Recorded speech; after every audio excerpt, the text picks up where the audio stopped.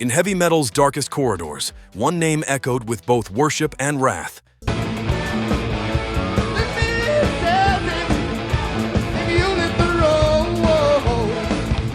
Ozzy Osbourne, the Prince of Darkness, wasn't just a boundary-pushing voice that helped birth heavy metal with Black Sabbath.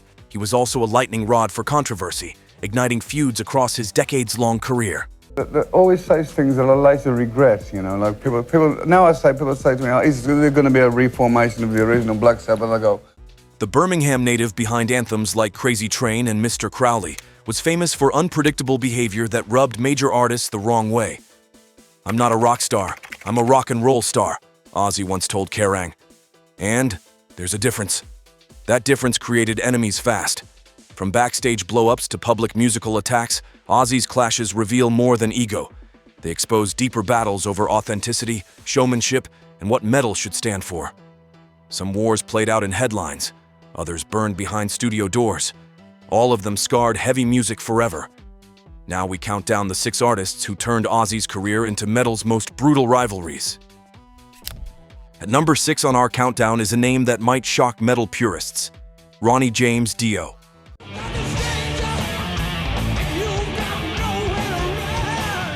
Yes, the legendary voice behind Rainbow and Heaven and Hell reportedly carried a deep animosity toward the Prince of Darkness that went far beyond professional rivalry.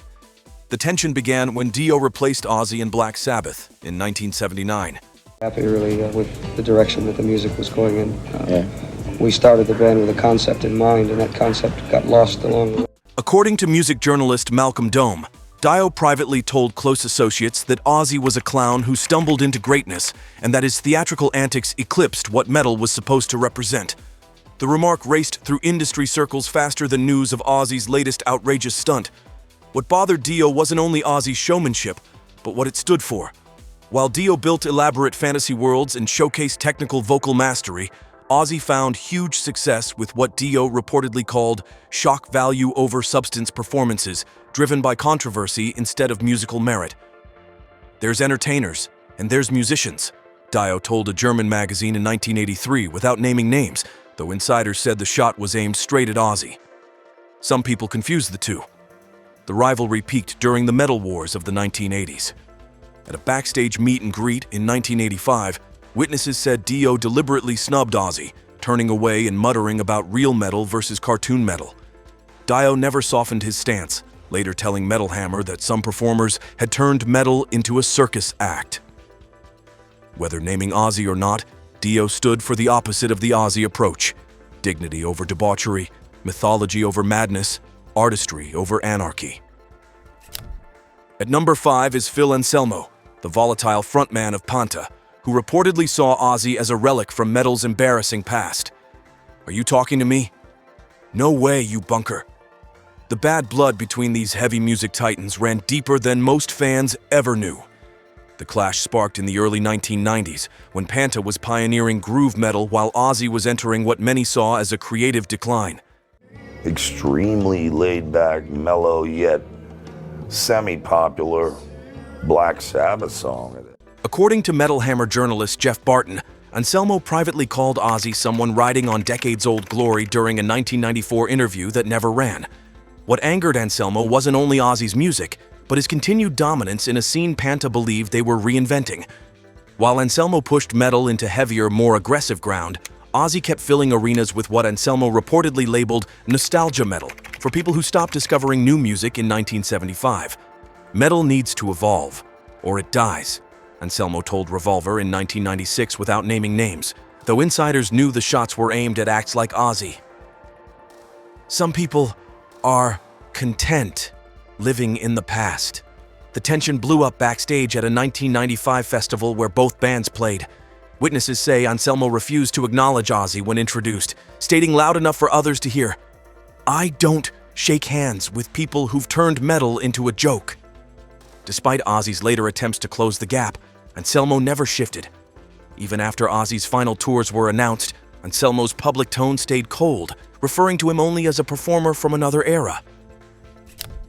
Number 4 takes us to Bruce Dickinson, Iron Maiden's operatic frontman, who reportedly carried a long-running resentment toward Ozzy that went beyond standard British metal rivalry.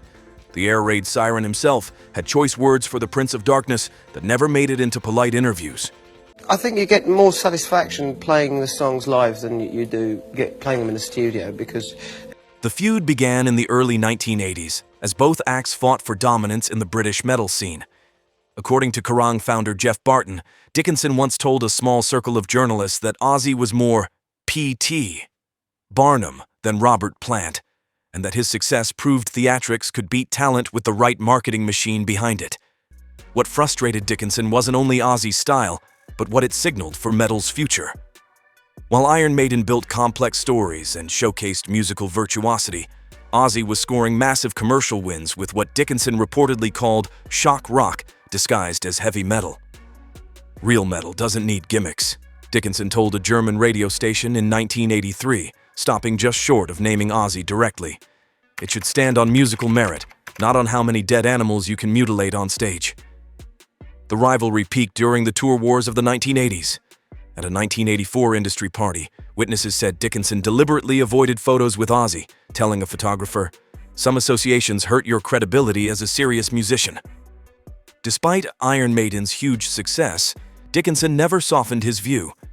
Even decades later, when asked about influential metal vocalists, Dickinson pointed past Ozzy, naming safer icons like Ian Gillan and Robert Plant instead.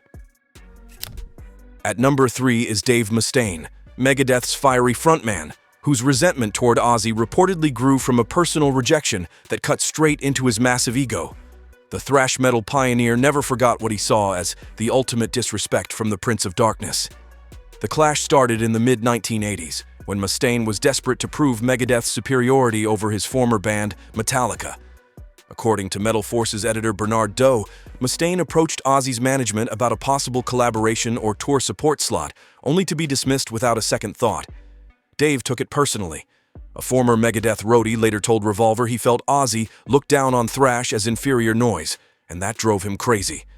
Things worsened after Ozzy's reported 1987 comment to a British journalist. "These new thrash bands are just angry kids making angry noise. Where's the melody? Where's the soul?" Insiders knew Mustaine would hear it, and he did. The feud deepened when Ozfest became metal's premier touring festival in the 1990s. Despite Megadeth's acclaim and success, they weren't invited in the early years. Mustaine told Metal Hammer it was personal politics, saying certain dinosaurs were blocking innovative bands from major stages. At a 1998 industry awards show, witnesses say Mustaine deliberately snubbed Ozzy during introductions, turning away and muttering that respect is earned, not inherited. Everyone noticed the slight, including Ozzy himself, who reportedly looked genuinely confused by the hostility. Coming in at number 2 is Blackie Lawless, a theatrical mastermind who reportedly saw Ozzy as a pale imitation of real shock rock artistry. The rivalry between the two ran deeper than most fans ever imagined. The bad blood started in the early 1980s, when both acts battled for the title of metal's most outrageous performer. According to circus editor Catherine Turman, Lawless privately called Ozzy a one-trick pony who got lucky with a bat and believed WASP's elaborate stage productions were far superior to Ozzy's amateur hour antics. What truly angered Lawless was Ozzy's massive commercial success, despite what he viewed as weaker showmanship. Or you're touching people emotionally somehow, you are not an artist. You are a factory that makes records. While WASP was building detailed, horror-themed spectacles, Ozzy was filling arenas with what Lawless reportedly dismissed as sloppy shock value that wouldn't survive a high school drama class. There's art and chaos, and then there's just chaos, Lawless told a French metal magazine in 1985. Without naming names but clearly aiming at Ozzy, he added, "Some people confuse accidents with artistry." The rivalry peaked during the PMRC hearings, when both acts were targeted by moral crusaders. Instead of uniting, the pressure deepened their resentment. At a 1985 industry meeting about the hearings, witnesses say Lawless refused to sit at Ozzy's table, allegedly snapping, "I won't be linked with amateur hour."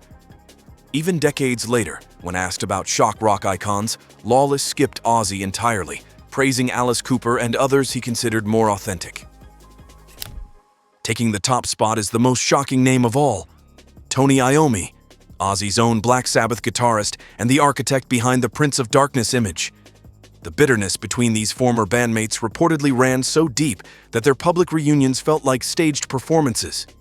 The fracture began in the late 1970s, when Ozzy's drug use and unpredictable behavior hit a breaking point.